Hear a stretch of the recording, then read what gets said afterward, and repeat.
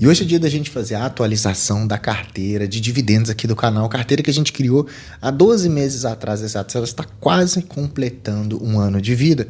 E a ideia é a gente investir toda semana, em média, R$50 e fazendo esses aportes, estudando as empresas, vendo as oportunidades do momento e com isso aproveitar para receber um pouquinho de dividendos, juntar com o nosso aporte, reaportar mais. E nessa fase de acumulação, crescimento patrimonial, a gente vem fazendo isso constantemente, toda semana, sem falhar. Você pode ver todos os vídeos que você quiser da carteira do canal, desde a construção dela inicial até a presente data. A gente vai aproveitar para falar também sobre os resultados trimestrais da Raizen e eu vou linkar aqui para vocês alguns conceitos básicos que muitos investidores esquecem de olhar ao se apresentar para alguma empresa, por exemplo. Então vai ser interessante que você fique no vídeo até o final. Como eu disse, a nossa estratégia é investir em média R$50 toda semana e a gente vem acumulando um patrimônio já interessante. A gente começou em agosto de 2023, na última semana mais preciso, com os R$46 e hoje a gente está acumulando aí R$3.282 de patrimônio total, junto com a valorização de alguns ativos que a gente tem na carteira, tá, pessoal? E o interessante do nosso ranking de ações é que ele está dividido aí, algumas empresas com uma rentabilidade muito positiva, algumas com uma rentabilidade negativa, e a gente vai aproveitando, na maioria dos casos, essas empresas que têm rentabilidade mais negativa, tipo, por exemplo, aqui a Auren, tipo a Gerdau, tipo a Klabin, para a gente fazer os aportes e, nesse meio tempo, diminuir um pouquinho o nosso preço médio, aproveitar um certo desconto que a empresa está oferecendo nesse momento, fazer os aportes e isso acumular para um longo prazo. Daqui a 10, 15 anos, 20 anos, a gente está com um patrimônio maior, tendo comprado as ações num preço de aquisição bem interessante. O nosso ranking, a gente tem a Lupar em primeiro lugar, que é uma empresa de energia, depois Klabin, papel celulose, Auren também outra empresa de energia, temos Banco ABC, de financeiro, né? Gerdau para metais, a gente tem Sanepar para saneamento, Caixa Seguridade de seguros, Raizen de açúcar e etanol e a Unifique, que é uma empresa de telecom. Então a gente dá uma mesclada no segmento Best Barsi, né, que são energia, saneamento, seguros, bancos, telecom e umas outras empresas com potencial de crescimento, por exemplo, como a Raizen, que é já no caso que a gente vai conversar aqui sobre, e essa seria a nossa carteira mais fixa, onde a gente não fica mexendo muito nesses ativos. Eu estou pesando um pouquinho a mão mais no segmento de energia elétrica, porque o segmento de energia elétrica ele cria um fator mais protetivo para a sua carteira, porque dentro do segmento de energia elétrica, além dele ser um segmento super essencial para todo o gerenciamento do país e do mundo, né? Todo mundo precisa dessa energia elétrica ser consumida, tanto gerada quanto transportada. A rentabilidade é superior quando a gente analisa em termos de índices, né? O índice das empresas de energia elétrica é superior ao Ibovespa, por exemplo, é isso que eu quero dizer. Então, tendo a maior parte da carteira nesse segmento, particularmente, tá, pessoal? Eu acho mais interessante, a gente está com 31%. Com essas questões de tentar buscar sempre os melhores preços para fazer os aportes certos, esperar um pouquinho, aguardar um momento certo de entrar na empresa, a gente vem acumulando uma rentabilidade nos últimos 12 meses bastante interessante, desde a criação da carteira, né? Temos uma rentabilidade hoje de 20,79%. Para você ter ideia, o Ibovespa mesmo, um pouco mais volátil, teve uma rentabilidade de 13,35%. O IDIV, que é um índice campeão aí das empresas pagadoras de dividendos, que a rentabilidade dele a longo prazo é absurda, vence ali muito dos índices, até mesmo os índices de renda fixa, está com 17%. Então isso nos mostra que a nossa carteira tende a ter uma boa performance no decorrer do ano, independente das variações da Bolsa de Valores, do Ibovespa em si, né? Porque o Ibovespa ele é um índice que tem umas empresas específicas, a nossa carteira tem o nosso próprio sistema de gerenciamento ali das empresas. Então, a gente consegue, aproveitando os bons preços, essa rentabilidade mais diferente, um pouquinho maior. Falando nos aportes, para essa semana aqui, dia 13/8, a gente comprou uma unidade de Banco ABC, 3 Sanepar e uma unidade de Auren, das ações, só mesmo para dar uma rebalanceada na carteira no sentido de número de ações, porque eu tinha 19 ações Banco ABC, depois eu tinha 39 a Auren e tinha ali Sanepar também com algumas ações mais quebradas, e só para arredondar o número para ficar mais legal de ver, eu comprei aqui, aproveitando, claro, que um preço interessante, né? O preço está todas abaixo do meu preço teto. A gente sempre conversa um pouquinho sobre o preço com o decorrer dos vídeos, por isso que é bom que você acompanhe acompanhe, tá? Mas no decorrer do mês, nas semanas passadas, anteriores, eu cheguei a comprar também Gerdau, comprei um pouquinho mais de Sanepar também, então eu vou mesclando esses aportes, aproveitando sempre os bons preços. Por isso que eu acho interessante quando a gente faz os aportes semanais, que eu consigo naquela semana pegar uma empresa que na semana passada poderia estar um pouquinho mais caro, então eu consigo sempre ir negociando comigo mesmo os meus próprios preços. Com isso, tende a rentabilidade ficar mais positiva. Agora, falando em rentabilidade, vamos falar um pouquinho dos resultados bem rapidamente aqui da Raízen. Raízen é essa empresa aqui que está na nossa carteira do canal, lá quase na última posição, que ela tem uma pequena exposição, porque é uma empresa bem complicadinha de se analisar, né? Não é uma empresa para quem é investidor iniciante, tá, pessoal? Isso assim, claro que isso não é uma recomendação de investimento, mas se eu fosse começar hoje do zero, seria uma empresa que eu não colocaria na carteira, tá? Então, porque a gente vai ver com o decorrer do vídeo, né? De qualquer forma, a Raízen, ela se divide em alguns segmentos bem importantes do nosso agronegócio. Ela está ali na questão das revendas de combustíveis e lubrificantes, mas ela tem a sua jornada agrícola desde o plantio, colheita da cana-de-açúcar para a produção dessa própria açúcar. Se não produz açúcar, vai produzir etanol e outros renováveis, como os etanol de segunda geração, que é o seu grande core de crescimento, né, onde ela está investindo absurdamente no etanol de segunda geração, que é um etanol ali completamente limpo, que vai ser bem requisitado daqui a alguns anos pela indústria mundial. Apesar dela ter uma rentabilidade negativa no acumulado do ano de quase menos 20%, nos últimos dias a gente percebe ali um leve crescimento na cotação devido aos resultados que teoricamente foram positivos e também pelo fato da empresa ter sido bem descontada, tá? Agora falando um pouquinho das particularidades que você como investidor deve prestar atenção ao entrar numa empresa, primeiro que a Raízen ela é uma empresa que tem 33 bilhões de valor de mercado, então ela não é uma small cap, ela não é uma empresinha muito pequena. Uma coisa que me incomoda um pouquinho é esse free float muito baixo, 11%. Então, de todas as ações que a empresa tem disponíveis, apenas 11% estão livres para a gente negociar entre nós mesmos. Então, como o free float é muito baixo, qualquer grande aporte de um investidor, de um institucional, vai mexer muito com o preço, ou qualquer venda também vai criar uma empresa um pouco mais volátil, tá? Então, essas são as observações que a gente precisa ter. Falando agora dos seus resultados trimestrais, a gente tem pontos positivos e pontos negativos. Pontos positivos é aumento de 18% na sua receita líquida, ou seja, vendeu um pouquinho mais. Lucro líquido de 1,1 bi, 60% maior do que o ano passado. Alavancagem controlada, 2,3 dívida líquida pelo EBITDA, né?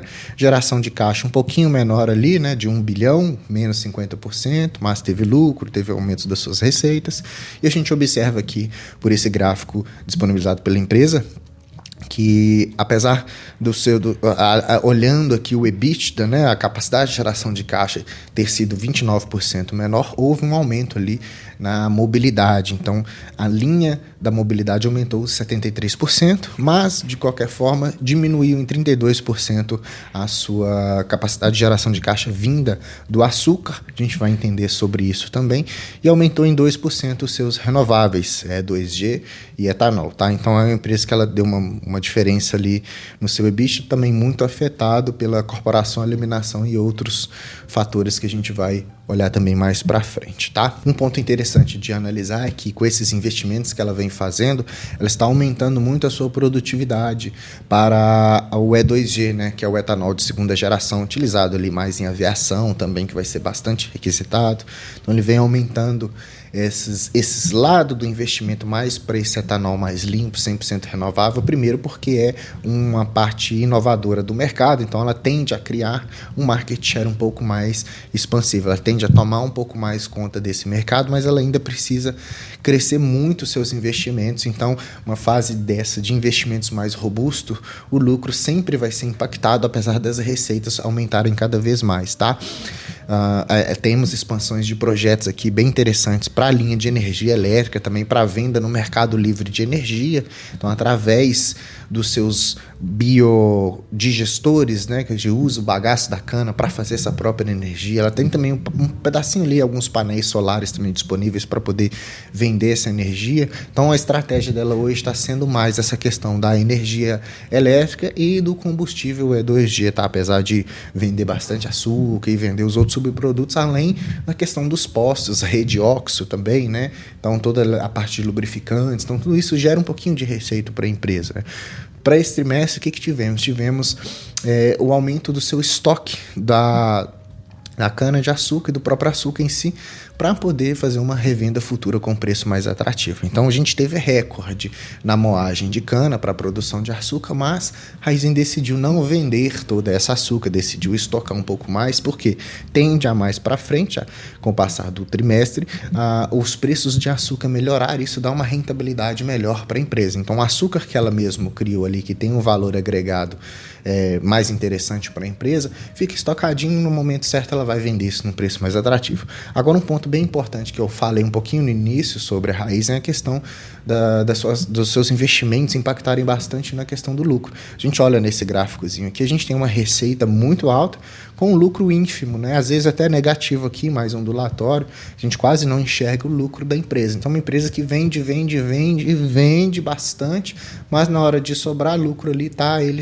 indo embora com todo o resto das contas que a empresa precisa pagar. E como que a gente sabe para onde que está indo esse dinheiro todo? Se ela receita esses 57,759 bilhões de reais, sobrando só 1 bilhão de lucro líquido, né, pessoal? Então é o seguinte, olha só, a gente tem que, quando a gente faz a divisão aqui entre renováveis, açúcar, mobilidade e as corporações e eliminações, a gente tem que do consolidado, ela tem 57 bi de receita, mais 55 bilhões são gastos com os produtos vendidos, os chamados CPVs, tá? Então, olha só, em renováveis, se ela vende 4,6 bilhões, ela gasta 4,6 para vender. Se é açúcar, 6,4, 6 para vender. Mobilidade, 47 bilhões de receitas, mais 45 para vender. Então ela tem um gasto muito excessivo, eu sempre tenho falado isso aqui no canal, algumas empresas elas têm um gasto muito excessivo para vender aqueles produtos que ela produz, né?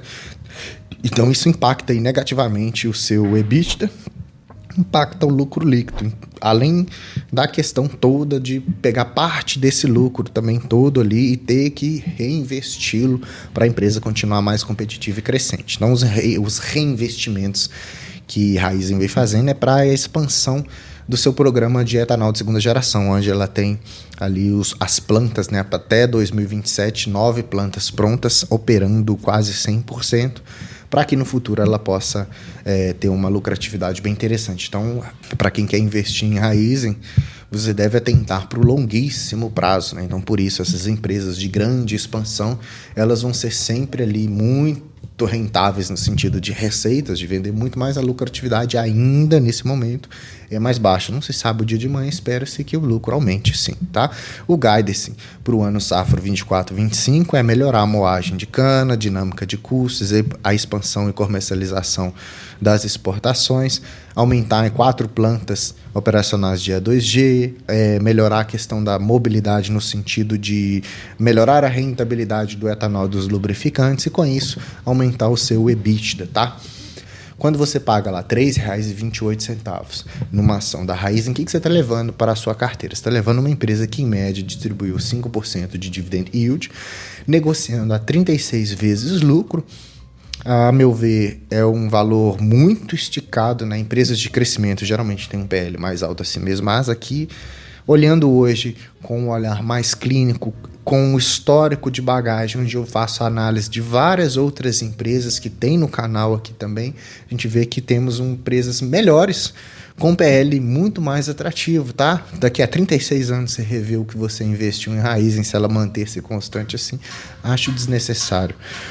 Margem líquida muito pequena, por isso que eu estou dizendo, né? Então, uma empresa que entrega pouca margem, por isso que o PL dela é alto, lucro pequenininho, o preço está elevado. O ROID apenas 4%. Então, uma empresa que se fortifica sendo uma empresa para muitos investimentos de longo prazo, para crescimento futuro, tá? Eu teria ela hoje na carteira? Talvez não teria, talvez eu troque. Tem outras empresas, inclusive small caps, que têm preços muito mais atrativos e um retorno daquilo ali que eu estou investindo, para mim, muito mais rápido, tá? Não sei se eu tenho essa paciência toda, como eu tenho um recurso financeiro limitado, eu preciso escolher bem.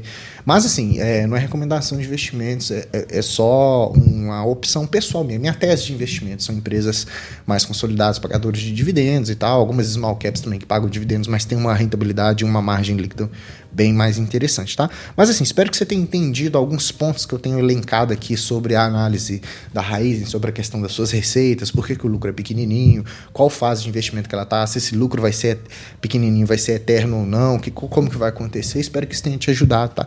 Se te ajudou, deixa o like pra mim, se inscreva no canal se você não é um inscrito, ativando o sininho, porque eu faço vídeo, você já assiste aí em primeira mão, porque tem vídeo todo dia você deve acompanhar o canal que tem uma diquinha diferente aqui para você melhorar os seus investimentos, tá? Aqui você assistiu o canal do Investidor Classe Média, eu sou o Gustavo, eu te vejo no próximo vídeo, até mais.